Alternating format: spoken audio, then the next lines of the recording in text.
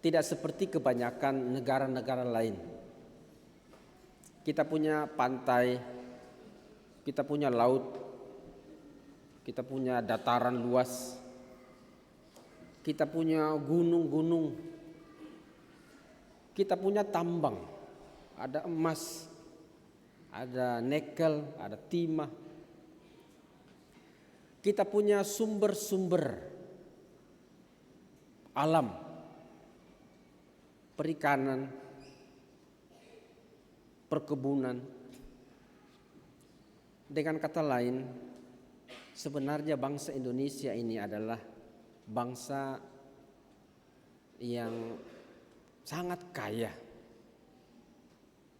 Dan oleh karena itu rakyatnya harusnya makmur. Pendapatan per kapita harusnya lebih tinggi dari negara-negara lain. Tetapi tahukah Anda bahwa pendapatan dan belanja negara kita Indonesia lebih dari 57% itu dari pajak rakyat.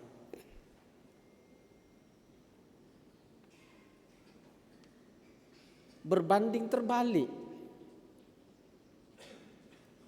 seharusnya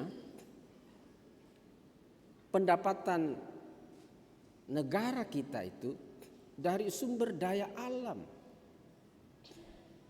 Emasnya kemana? Timahnya kemana? Nikelnya kemana? Dan itulah yang terjadi di negara kita. Korupsi merajalela di mana-mana.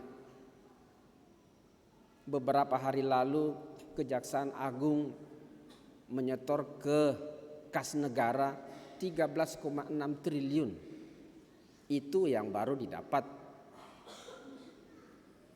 Kasus timah kali lalu 300 triliun. Pertamina 250 triliun dan masih banyak yang lain. Rakyat dan masyarakat dibebani pajak yang tinggi-tinggi. Dulu 11%, dikasih naik lagi 12%. Maka terjadi demo di mana-mana. Akhir Agustus, rakyat mulai jenuh dengan aturan-aturan yang sangat membebani rakyat dan masyarakat. Daya beli menjadi berkurang.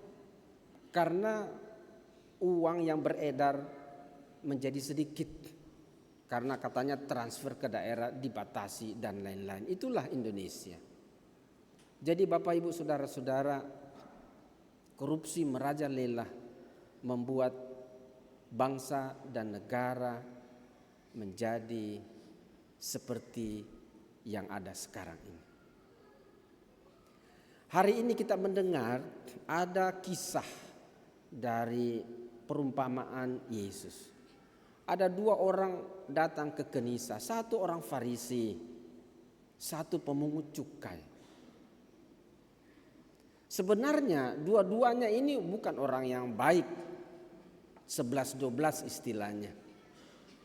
Karena orang-orang Farisi itu hanya pencitraan saja. Mau dianggap baik, mau dianggap benar. Bahkan di hadapan Tuhan, dia mengutarakan prestasinya yang luar biasa. Tidak pemabuk, tidak korupsi, tidak pesina. Pokoknya paling bagus. Di sisi lain, pemungut cukai yang menjadi sorotan kita akhir-akhir ini, di mana korupsi dan lain-lain yang membuat negara mengalami beban yang sangat berat. Pemungut cukai di mata orang-orang Yahudi itu dipandang sebelah mata. Kenapa? Karena mereka bekerja atas perintah Kaisar Roma. Ada begitu banyak pajak. Ada pajak kepala, ada pajak keluarga, ada pajak pendapatan, ada pajak bumi bangunan, ada pajak kendaraan. Dan itu sangat-sangat membebani rakyat. Sehingga pemungut cukai kemanapun dia pergi, stigma bahwa itu orang-orang korupsi dan lain sebagainya melekat dalam jabatan dan pribadi mereka. Tapi hari ini Bapak Ibu Saudara-saudara, Yesus membuat satu kejutan.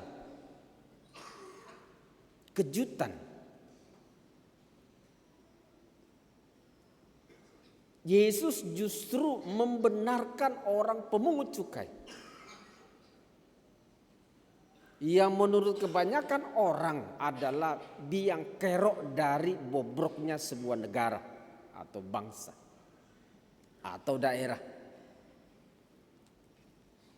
Kejutannya apa? Yesus mengatakan orang ini pulang ke rumahnya sebagai pribadi yang dibenarkan oleh Allah. Bukan karena korupsi,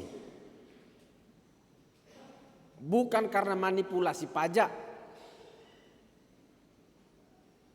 bukan karena permainan angka, tetapi saudara-saudara, pemungut cukai ini dibenarkan Allah karena apa? Karena kejujuran, karena ketulusan, karena keikhlasan, karena keterbukaan, karena ketergantungannya seutuh-utuhnya kepada Tuhan. Tidak ada yang disembunyikan. Dia tahu seluruh isi hati, pikiran, perkataan, perbuatan, tingkah lakunya, gaya hidupnya. Pemungut cukai tidak berani menengadah ke atas. Dia hanya menepuk-nepuk dadanya dan meminta ampun kepada Tuhan.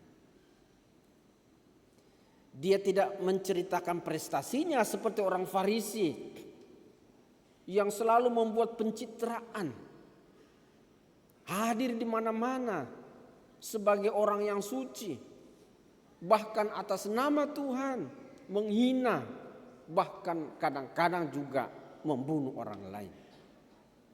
Tapi sebaliknya, pemungut cukai ini menyadari sepenuh-penuhnya bahwa dirinya adalah orang yang berdosa. Inilah karakter yang harus kita bangun dalam kehidupan kita sehari-hari. Karakter sebagai pribadi yang penuh dengan kekurangan, penuh dengan keterbatasan, penuh dengan kesalahan. Syukur-syukur kalau ada kelebihannya, syukur-syukur. Dan itulah yang ditampilkan pada pagi hari ini. Dua orang yang menurut pandangan kita sama, Farisi pemungut cukai 11-12, tetapi menyangkut relasi pribadi dengan Allah Sang Pencipta, pemungut cukai ini menyadari diri seutuh-utuhnya tidak berarti, tidak bermakna di hadapan Tuhan. Yesus mengatakan, aku berkata kepadamu, orang ini pulang ke rumahnya sebagai orang yang dibenarkan Allah. Bukan karena manipulasi, bukan karena korupsi, bukan karena penyelewengan. Siapapun dia, Bapak Ibu Saudara-saudara, Tuhan tidak memandang bulu. Yang penting pertobatan, metanoia,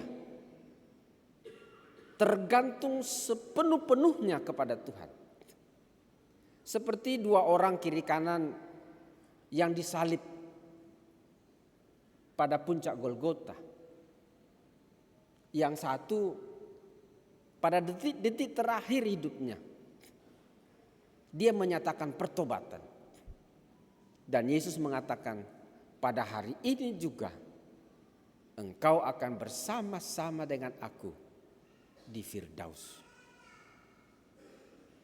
Kita berdoa semoga spiritualitas yang ditampilkan pada pagi hari ini, seorang pemungut cukai yang tiap hari bergumul dengan dosa, tetapi kemudian kembali kepada Tuhan sebagai pribadi yang penuh dengan kekurangan dan kesalahan, mendapat pengampunan dari Tuhan. Semoga kita sekalian dari hari ke hari semakin mampu untuk memaknai seluruh kehidupan kita, sehingga hidup menjadi lebih bermakna, berarti, berkualitas, baik dalam keluarga, masyarakat, dan terutama di hadapan Tuhan. Amin. Kita berdiri dan kita memperbaiki